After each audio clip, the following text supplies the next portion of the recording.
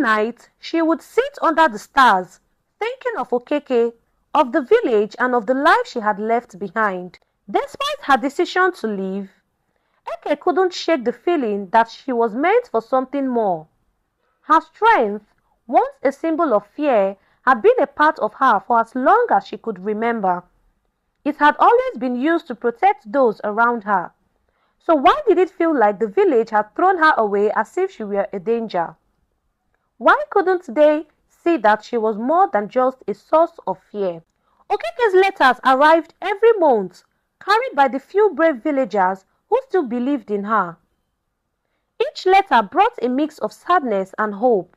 He spoke of the village and how it was healing but still divided, and how some of the men who had once feared her had begun to see the truth. But there were others who still whispered that she was cursed, that her power would bring disaster to them all. Eke's heart ached with each letter. She wanted to return, but part of her feared that even if she did, the fear would never really fade. The villagers would always see her as a danger, no matter how hard she tried to prove them wrong. The distance between them was more than physical. It was a gap in their hearts and minds, a gap that no amount of strength could bridge. One evening, as Eke sat by the fire in her clearing, a shadow moved in the distance. Her senses, always alert, immediately recognized it. It was Okeke. Eke stood up quickly, her heart pounding. "Okeke," she cried out, running to him.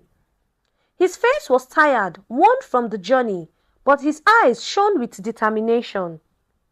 "Eke," Okeke said softly, holding out his hands to her. "I couldn't stay away any longer. The village, they need you. They need you to return." Eke shook her head. "I can't, Okeke. They will never accept me. Even if I return, they will never look at me the same way again. They will still be afraid." Okeke stepped closer, gently taking her hands.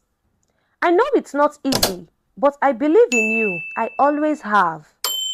The fear, it's fading, Eke. Slowly, but it's fading.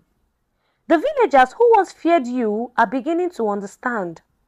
They are starting to see that your strength is not a curse. It is a gift, and we need that gift now more than ever." Eke's breath caught in her throat. Could it be true?